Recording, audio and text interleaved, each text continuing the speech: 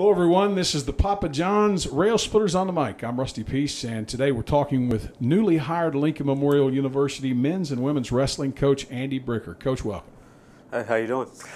Well, Coach, wrestling is a sport that has been around many, many years, but here in the general area, not so familiar to a lot of people, but definitely not familiar to Lincoln Memorial. And before we get into that, let's talk a little bit about your background and where you came from in the collegiate wrestling frame of things. Okay, well, collegiate wrestling-wise, I graduated from Campbell University in North Carolina, Bowie's Creek, North Carolina. It's a Division I program out there where I, competed for them for 4 years, varsity wrestler. Had some good accomplishments there. Probably, I'd say, starting lineup for 4 years. Three-time all-conference, little things as, team captain for like 3 years, MVP for a couple of years and stuff like that. Simple things. And after that, I coached there for a year. That's pro was my start of college coaching. My last college coaching job was at not too far from here, Campbellsville University in Kentucky. I was there for 3 years before I ended up going down to work in the private high school sector, where I was for the last 12 and a half years for a school named Tampa Preparatory School. That's where I've been. Is this the first program that you've been the head coach of that starts from the ground up? Not exactly. So the programs after Campbell University, I was part for a starting season of for Belmont Abbey College there in North Carolina. That was within their first year. It was just me and the head coach there. For that first year as a program. So I was the first year building stuff up from the ground up. Then from there I went right to that last school, which was Campbellsville University, which when I got there, they were in their second year of existence as a program. So most of the programs I worked with, besides my alma mater, was starting new programs. So a lot of coaches would kind of shy away at trying to build a program from its infant stages. What is it that intrigues you about building it from the ground up? I say keep building it from the ground up, that whole point. A lot of programs you go to, you're sort of inheriting whatever other coach left. And you don't know how they left the program. Some, they do what they can to get the program as best they can, or they're in a decline where they're ready to get out. Or take on a new job kind of things. And it's just you inheriting and have to change the dynamic of a program, which is, I think, takes a lot of effort. If you've got to either work with the old coaching staff or replace coaching staff, which is never really fun, and trying to change the dynamic and the way you're coaching the kid that's already there, trying to get people to buy into a program, in other words. So if you're inheriting something, whatever, because I say inheritance is always good, you got something to build on, but having to change the mindset and getting whoever's there already to buy into what you're selling, to how you're trying to build a program, I think that takes a little bit of time to trying to start something from the ground up. Before we went on camera, you and I were talking a little bit, and you are very familiar with the East Tennessee area. Yeah, a little bit, yeah. So especially being areas like when I was coaching at Belmont Abbey College and Campbellsville, we recruited a lot from here, especially Campbellsville, Kentucky. The coaches I worked with there were former guys from coaching from places like Carson Newman and Chattanooga, so they had a lot of experience in areas like that. So I sort of, learned those areas. And we're able to coach a lot of kids from areas from everywhere from, Johnson City to, Lexington, Kentucky and stuff, so all around those areas. All right, let's talk about the logistics of this year. Obviously, we're not going to be competing here in 2021, but you do have the recruiting task ahead of you, and lo and behold, that's taking place during the middle of a pandemic, and I'm sure that adds a whole new dynamic to things. Yeah, a little bit. So, yeah, of course, not starting the season now because the season's already started for college wrestling. It's a winter sport, just like basketball, running from, November to March.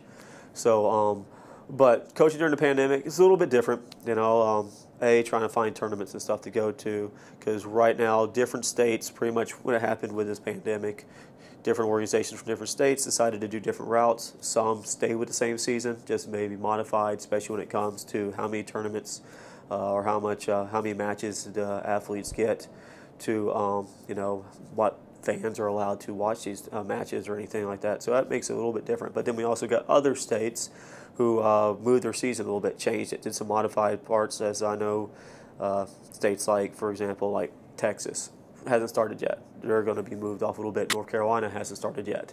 A lot of places are practicing, doing like club wrestling and things, which club wrestling has not stopped.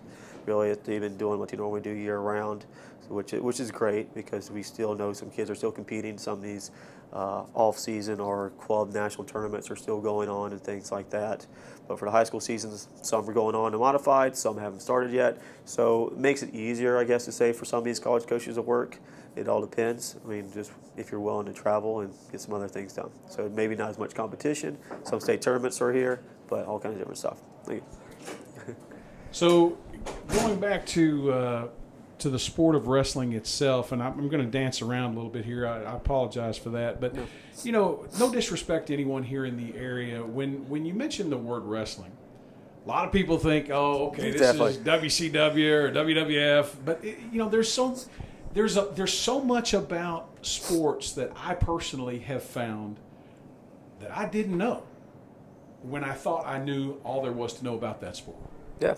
So, yeah, that's pretty much wherever you go. People think it's whatever they see that little part on television from that WWF or WWE or whatever countless number of organizations out there and things.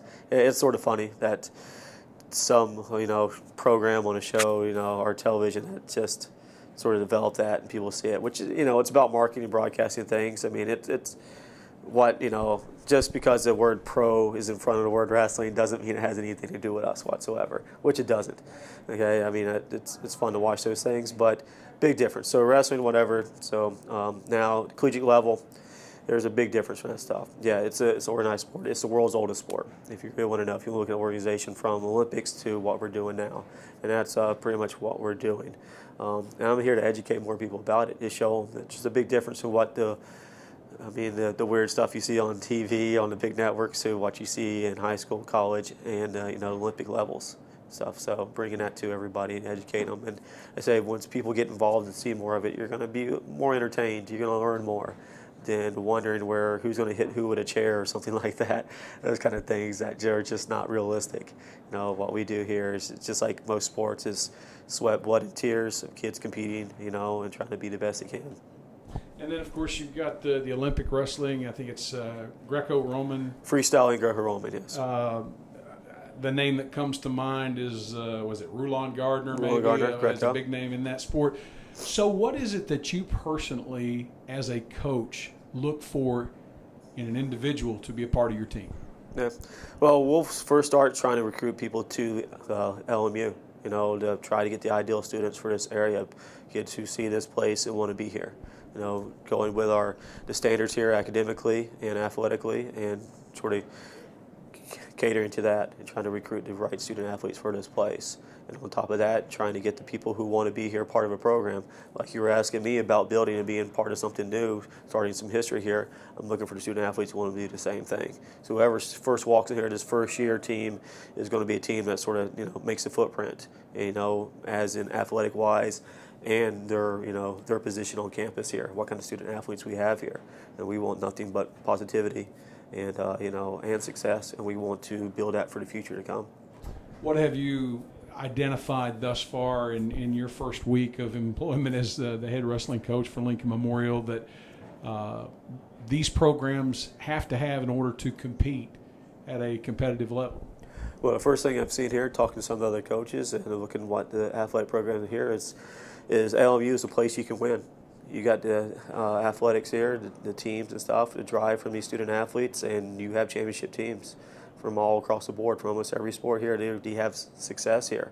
So it shows me here all the student athletes, when they get on this campus, they're focused in academics and athletics. They're here to win. They're here to get the best education you can, and that's, you know, the same goal for us for wrestling. All right, and finally, if you will, Coach, for you, in the time that you have between, let's say, now and the 21-22 campaign, what are your biggest orders of business in front of you in order to prepare these programs just to where they can practice? Okay, first is really, you know, say building from the ground up again.